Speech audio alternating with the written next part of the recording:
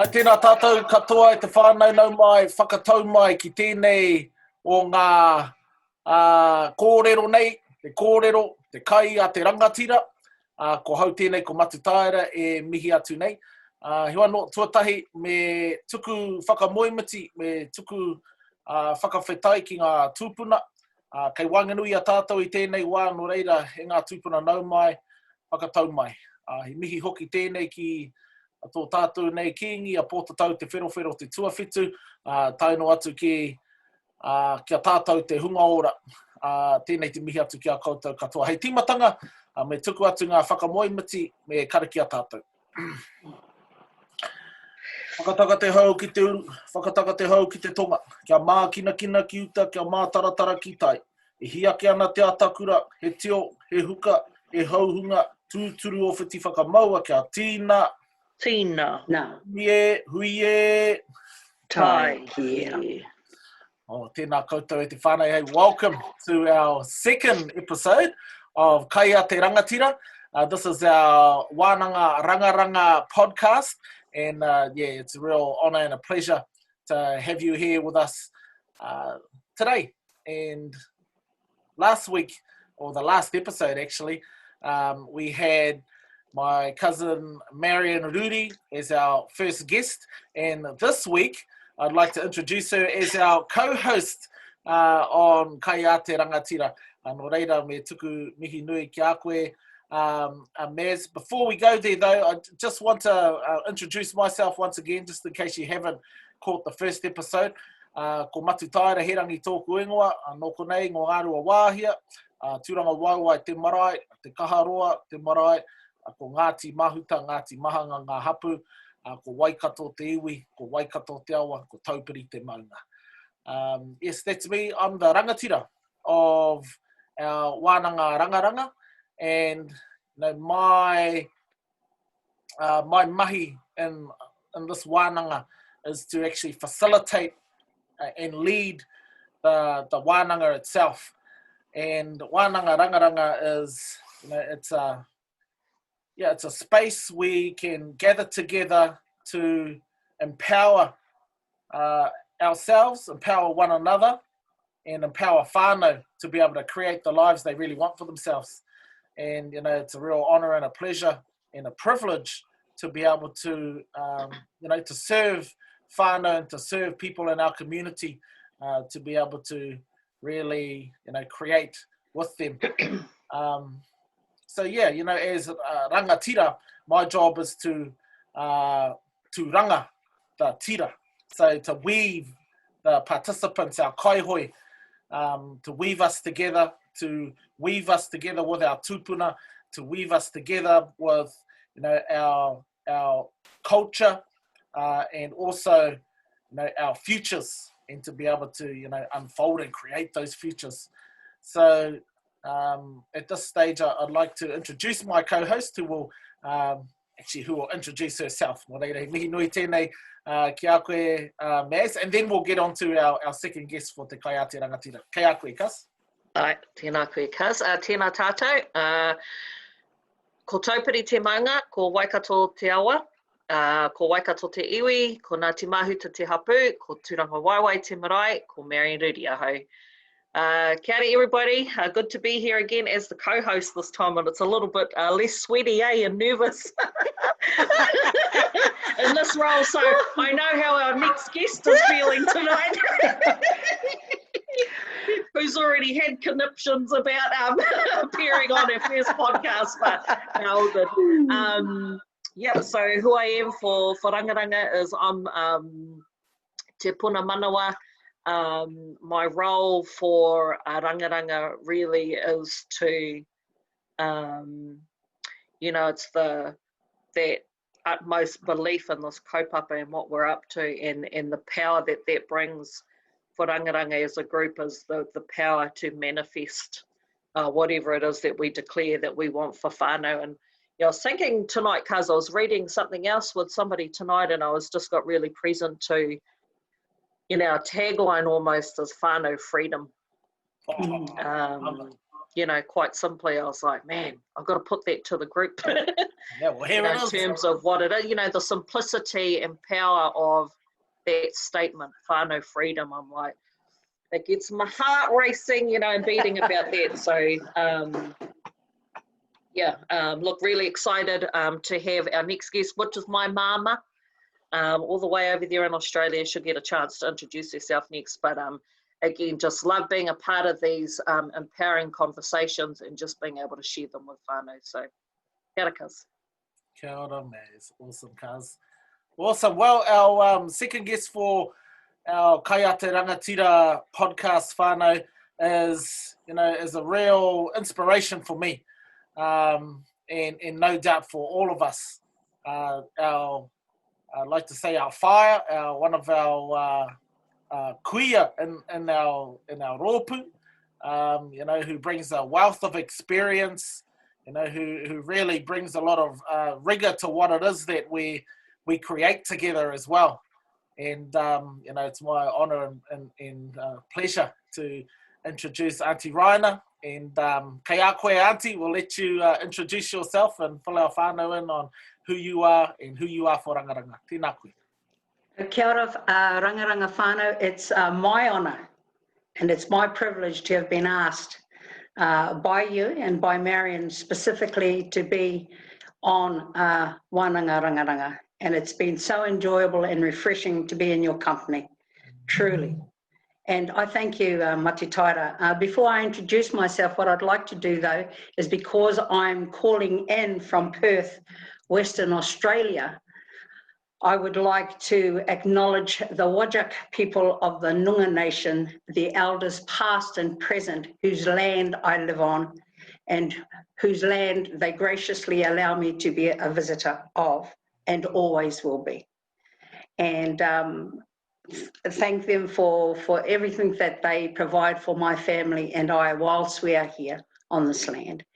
I would like to give my pepia as a ko taupiri te manga, ko waikato te awa, ko tainui te waka, ko potato te whero te tangata, and ko ngarua waihia tuku turanga waiwai. And I'd like to acknowledge also my hapus, Ngāti Mahuta and Te Patupo hapu. And I'm just going to take the opportunity because I want those that watch us from other iwi to see that not only, although this has been born in Waikato, that I would like to acknowledge my whanaunga in Ngāti Kahungunu, Ngāti Pikiao, Ngāti Raukawa, also Ngāti Maniapoto, and also in Miti Miti up north, the Kāmera whānau. So tēnā koutou katoa. Oh, tēnā koe, Auntie. Beautiful. Thank you very much. Awesome. And yeah, so awesome that we do actually acknowledge our Noongar whānau over there, our tuakana over in the Pāpaka Māui and over there on the Perth side, Te Urupu. Yeah. So yeah, that's really awesome. And it's only right that we do that, that we acknowledge our Indigenous people. I'm really present right now to our vision for Wānanga Rangaranga to be delivering wānanga in other countries to Indigenous people and really making a difference for families and whānau, all over the planet to really embrace the whole planet, to tāwhia te ao, and with that word and with that name tāwhia te ao, for me comes our our tupuna, Te Kingi Tuarua, Tāwhia ao, and who has played a massive part in inspiring us in previous generations to to really give ourselves in service of something greater than ourselves, which is serving our people. And with that, Auntie, is our second guest on Wānanga Rangaranga.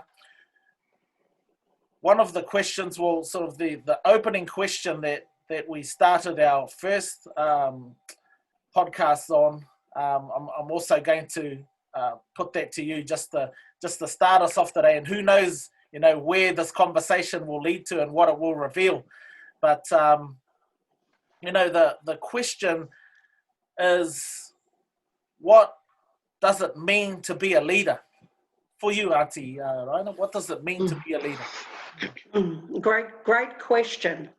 And I just want to acknowledge that for all of us, an answer to that question will come from our past. It will be based past whether we choose that or not, because we're born into a realm of communication. And from birth, just as our curriculum metaphorically shows those who attend it, that we're born into a realm or a world of communication. So for me, when you ask me that question, what does it mean for me? I will go back to the leadership that I saw in my childhood, and aptly at Turanga Waiwai first, you know, in Waikato, because that really epitomizes and is a visual representation of leadership. And it's a symbolic a representation really for the Motu, who themselves chose that the leadership or the head of the leadership would be Waikato Tainui. So being raised on Turanga Waiwai, I was not only present to the kaumātua and the ruruhi or the kuia and our whānau, our riki whānau that were present to leadership that existed in that time. So but for me personally, leadership is I wouldn't ask you to do anything that I wouldn't do. That's what leadership is for me. If I can't do it, then I'm not going to request or demand you to do it. Okay, and leadership to me is indistinguishable. And I want to give you an example that when I was a child, I used to go to Port Charles with my grandmother and grandfather. Every year, annually, they go to Port Charles, which is on the coast of Coromandel in Aotearoa in New Zealand. And whilst there on one of these trips with my grandmother and grandfather, we stopped at a stream, and this black car pulled up. And I saw this black car while outside playing, and then I saw that it was our ariki, our queen, our ariki nui, Te Ate Rangikahu, and Whata, Whitu. Sorry, I'm just a bit nervous, whānau, just being on here, so I'm going to put it out there. And they were talking with my grandparents. After they finished, we went home, and my grandmother says, I want you to pack a bag. And I'm going, well, what for? She says, you're going to go and stay with the Queen. And I'm going, what in the world? Why, you know, Nana, what are you doing? You know, I don't know them. You know, she's the Queen. She's our ariki nui. You know, who am I? So anyway, but I got to stay with them for a week and a half. And so I not only saw her in her royal capacity as a leader, I also saw her with her whānau and what she was like there. And it really left an imprint or footprint for me of what I believe leadership should look like. And really of her children too, because Gabby was there in Maha with their cousins, and I got the opportunity to be with her. And I remember talking to, not knowing what to call her. You know, I was lost. And I remember her seeing me struggle. I didn't know how to address her. What do I call her? You know, she's our queen, and she's, you know, our ariki. And I remember her saying to me, turning to me and just saying, Piki. And I thought, oh, so that's how she asked me to address her.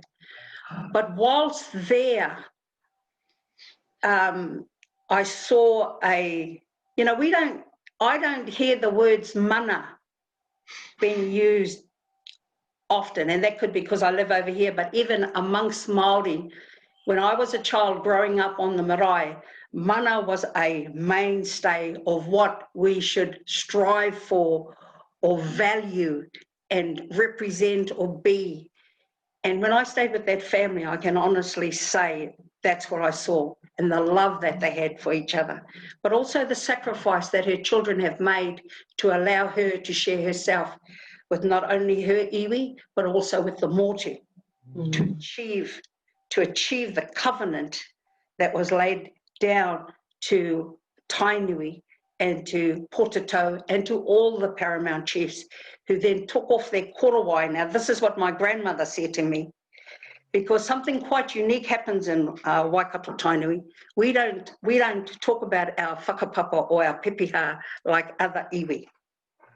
Now, correct me if I'm wrong or right, because that was when we took the korowai off, we wrapped that around the king and the paramount chiefs, and they gave their mana over to him.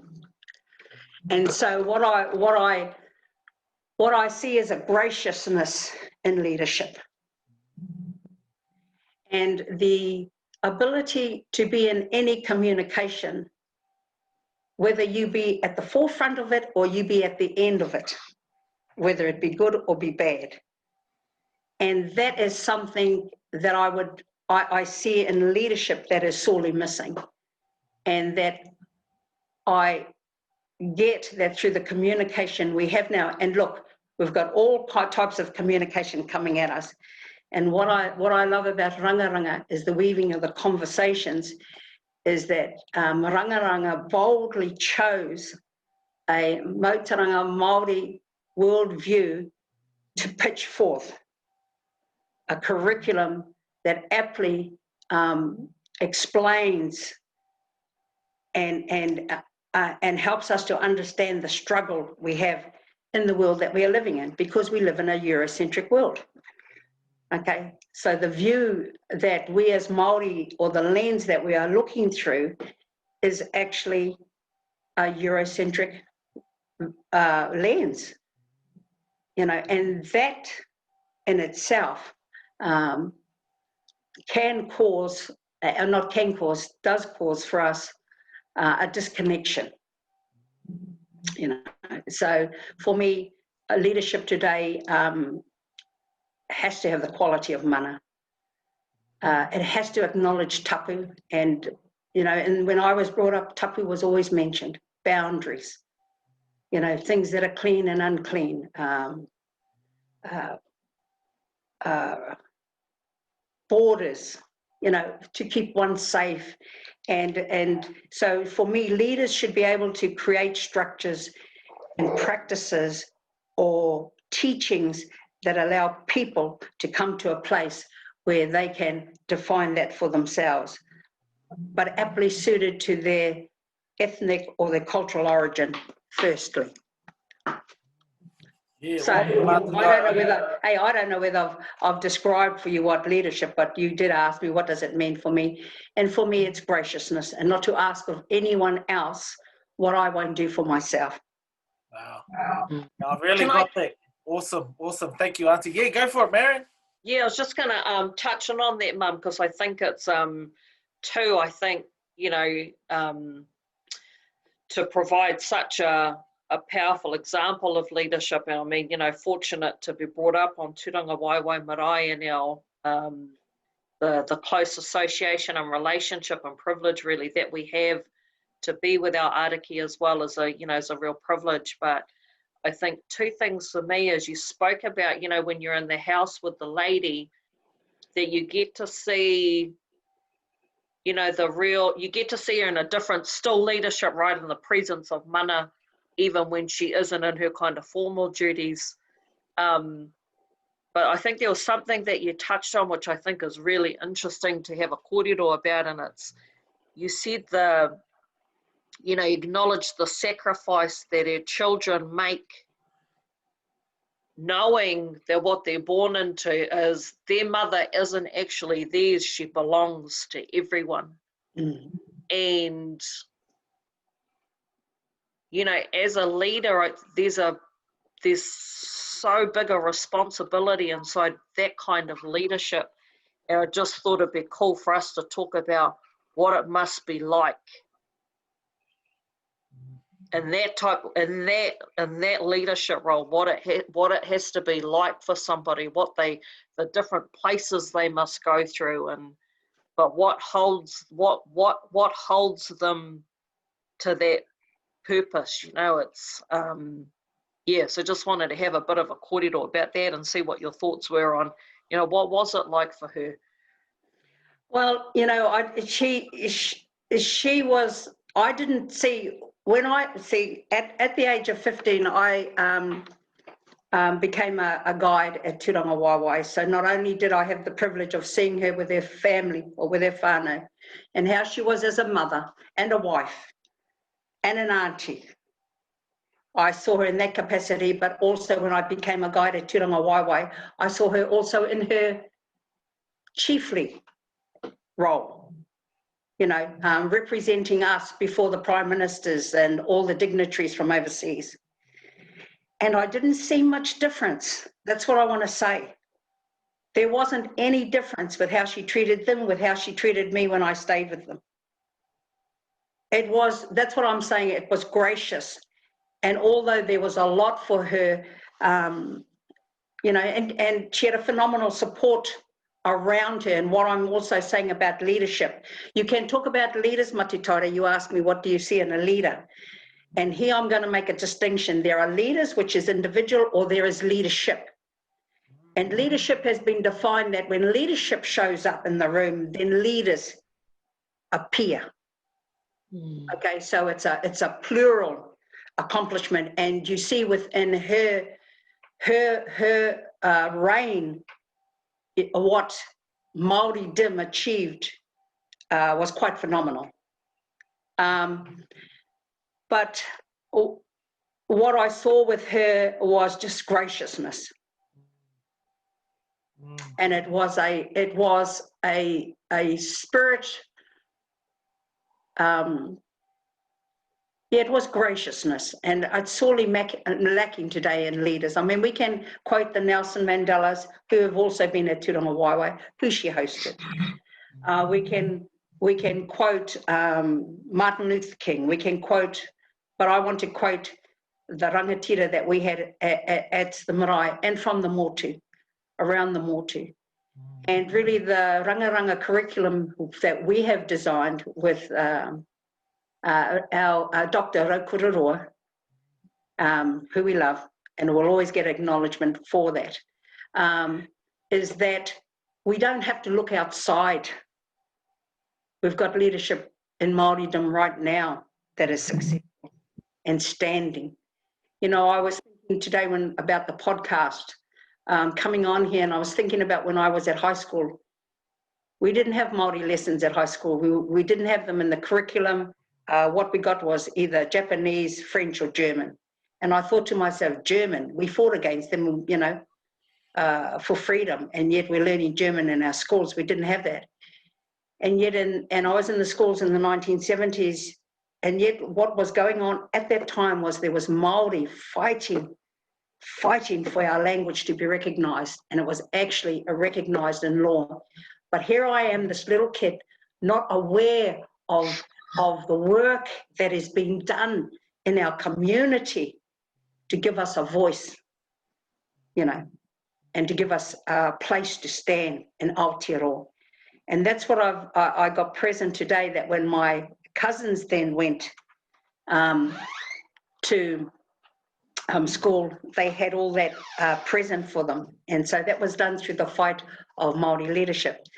And Rangaranga Wānanga, we're working at the coalface or the front line with our whānau. We want to start there to empower them through the curriculum we have created and from a Māori worldview. And do you remember the conversations that we had when we were deciding on the transformational, are we going to do it like this? Are we going to do it like that? And just the fear we had, boy, what if we do take it on? And it is from a Māori worldview. Oh boy, do you remember how scary that was? And we were dancing this way and that way, and then in the end go, hey, what are we doing? What are we seeing is missing in the training platforms or the curriculums that exist now for Māori? What were we seeing that was missing, that we wanted to bring here into Rangaranga that could really empower our whānau? Hey? I'm gonna open that up to you two now. Yeah, awesome, Auntie. Look, and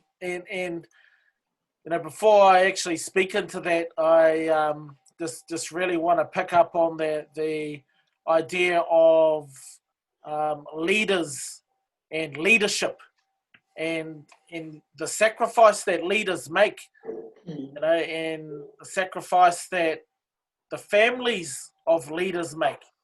And, when I think about the lady and think about her tamariki, and, and I've actually heard them kōrero about, that they had to share their mum with the motu, and I know that that is true for a lot of leaders. That is true for a lot of people who give themselves to something bigger than themselves, who give themselves in service of a kaupapa that goes way beyond their individual selves, that makes a difference for many, many people in many generations to come, and for me, that's part of what it means to be a leader, is to sacrifice, and sacrifice their time, energy, and effort.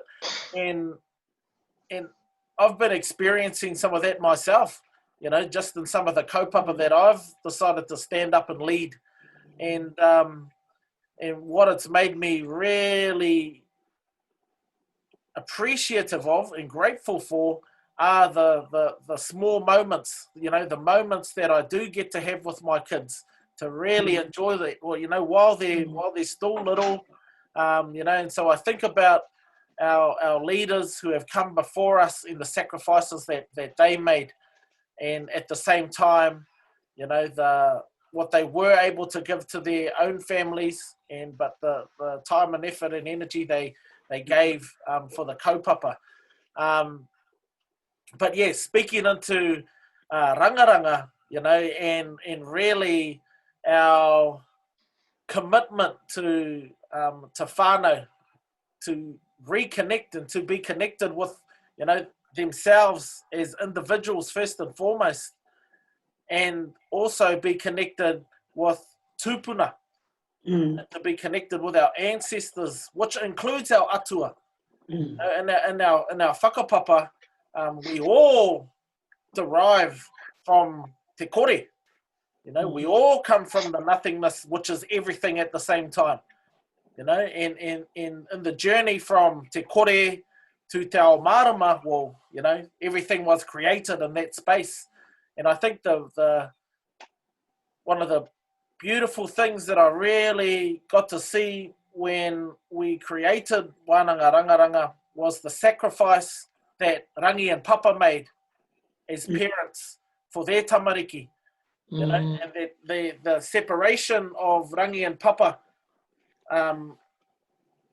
was, although in some parts brutal, when their children decided, hey man, we've got to split mum and dad up, we've got to separate them so that we can experience a life beyond this dark, cramped space, and the sacrifice that Rangi and Papa made, giving each other up, and at the same time still loving their children, and for me that was a real a real big sort of awakening to how I am as a parent, and the kind of sacrifices that that I'm making, and what am I willing to sacrifice, for my tamariki and for the next generations. So yeah, what I really, really love about the Rangaranga curriculum is that we've taken these, I suppose, myths or these stories that have been created to explain how it is that everything came to be, and why it is that we are like the way we are as humans, and we've really utilized those stories to help our participants, our kaihoi, to to reconnect themselves and reconnect ourselves with one another and reconnect ourselves with everything, and to really take on that holistic view to create who we really are, who we actually are. And so, that journey of discovering this curriculum and creating it was definitely an eye-opening one. That just, you know, as the creators of this wānanga gave me a whole new perspective on, you know, on the world really, and that Māori worldview is so unique and so special, and at the same time, there are so many other worldviews and other creation stories that are so special to other Indigenous people, you know, and just really the potential for us to, you know, to really develop a program where people can connect to, where we can actually own ourselves, was, yeah, something really magical for me. You know, and it couldn't have been done by any one of us individually. It required, you know, all of us coming together to do that, and it required leadership. And I think this is the distinction between leader and leadership. You know, and as you said, leadership turned up in our space, and we turned up as leaders. You know, and so I really, I really resonate with what you were sharing, Auntie, about the difference between leaders and leadership. So I'm just really thankful that, you know, we were able to all come together and create this, because, you know, we've gotten so much out of it for ourselves. I mean, you know, we try everything else out on ourselves before we go sharing it with other people, eh? That's the beauty thing about it. But yeah, I'm just really interested to hear from your perspective, Marion, you know, about, you know, rangaranga and leadership, that distinction between leaders and leadership. Well, actually, I remember it was actually Mum I remember when Mum created that distinction with me, and she was like, create leadership and leaders show up in the space, and it resonated with me because I remember a conversation, actually, it was in a board meeting at the college, and it was actually Nanaya, and she was kind of stuck on this word, and it was, she didn't know whether it was leadership at the college that we were building or leaders, and I was thinking, man, why is she stuck on the word? And I didn't really understand the differences in them, but it kind of sat there for me for years and years afterwards, of every time those two words came up in a conversation, is it leadership we're building, or is it leaders? And then I remember Mum, when Mum created that, she was like, create a space where leadership exists and the leaders show up. And I was like, man, I get it. And yeah, I guess it's just kind of this world of leadership. And actually that's what rangaranga is. It is the space for leadership, and whānau leaders show up. Because that really is what our focus is. And Mum touched on it earlier, is that it really is as simple as transform the world, transform whānau, transform the backyard. And so our focus for rangaranga is to, you know, in that wānanga, create the space for it to be able to show up, create this environment. You know, we have our participants, our whānau who are attending, and we're literally creating leaders within each whānau who then go back to their whānau and in their communities and in their backyards, and they're the leader for that whānau. And then, you know, they start to transform that space and that environment, and we work with them intensively for the next 12 weeks through our coaching program, so that they're working on transforming that environment, so that all the rest of their whānau and their kasis and everyone at the marae and everyone at work starts to listen to them as a whānau leader, and starts to hold them accountable for being a whānau leader, and sees them as a whānau leader and can't help but be enrolled in that as well. And so they literally take from rangaranga wānanga, you know, the space of leadership and who they are as a leader, and they take it in their own whānau, in their whare, and then create a their own kind of whānau leadership, and then they start to get leaders within their whānau start to show up as well. So, you know, their kids start to go to school, they're speaking the language of their mum or their dad or who has participated in wānanga rangaranga, and it's like this powerful little ripple, you know, that kind of goes out in terms of leadership, and then leaders arise inside of that leadership space that's been created. Yeah, to really acknowledge who you have been as a leader for rangaranga, and there's something that you bring, it's a real spiritual leadership, and I don't think we talk too much about that anymore, really, in our,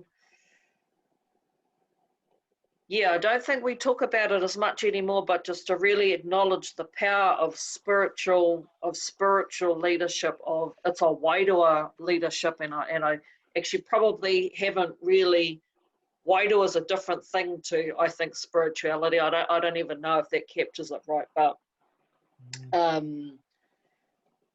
Mum will talk, it's a real, it's an esoteric, it's a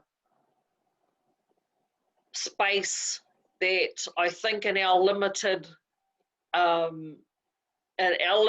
view of the world, you know, because we all see the world very differently to one another, and Mum will see it from a very spiritual, it's the universe I'm talking about. I'm not even, and Mum has always said this to us, you know, Mum comes up with some crazy concepts sometimes, you know, or even challenge in terms of, you know, the marae. Well, why do we have to have the marae? Actually, the world is my marae.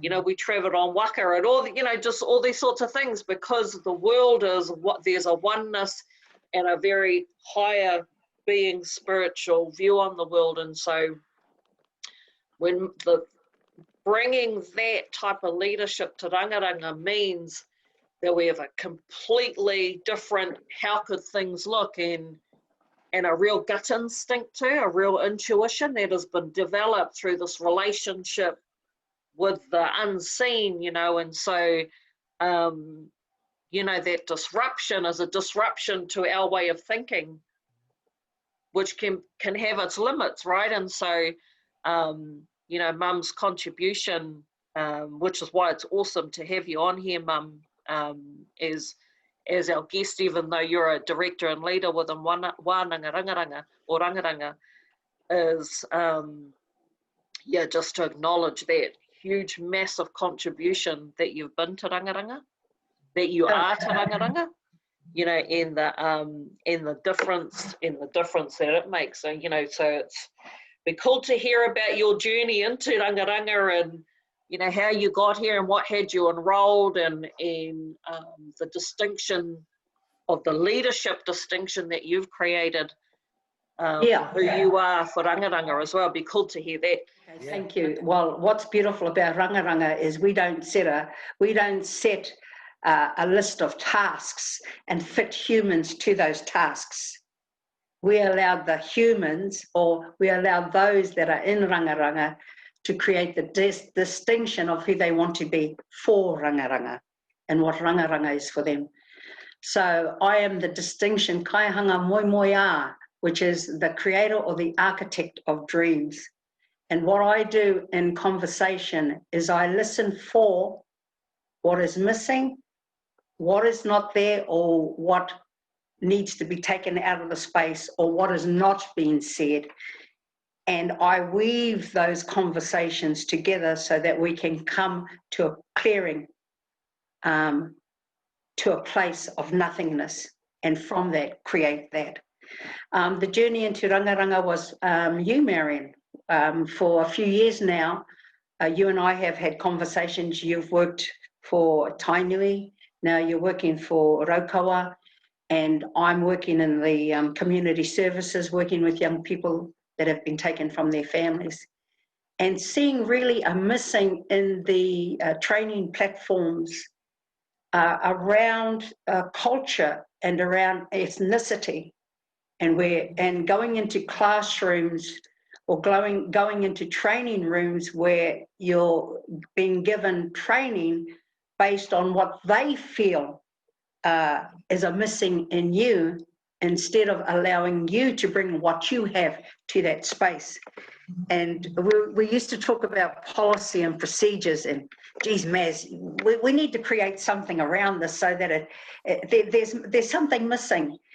And so it was really wanting to do something culturally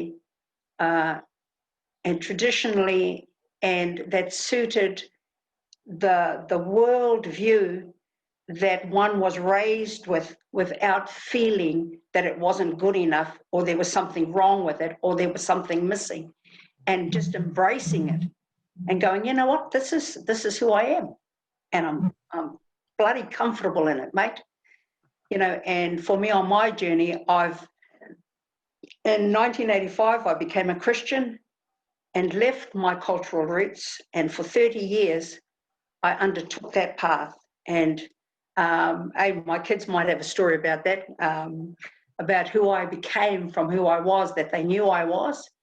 And I can honestly say I don't have any regrets, because it taught me about structures, it taught me about practices that I didn't have prior, that has supported me even now.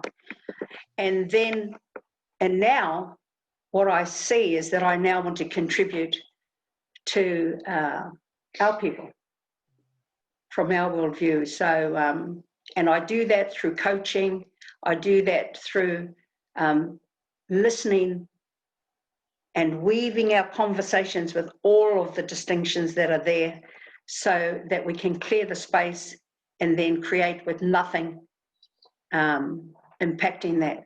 And what I love about Rangaranga is that we embrace our past. And it is our past that has created our future, and that we're proud of it. Yeah, so Maz, I don't know whether that's answered your question. Yeah.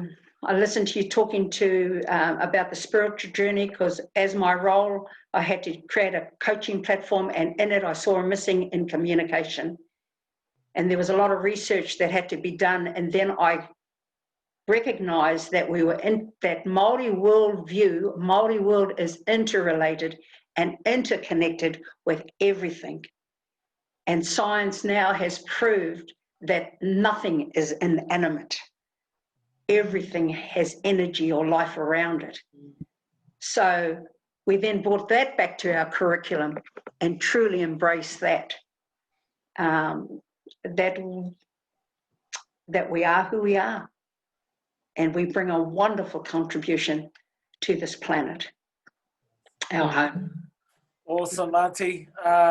Yeah, that's just, and for me, that's a beautiful way to wrap it up, because, you know, what I'm really present to is that our whānau watching this and listening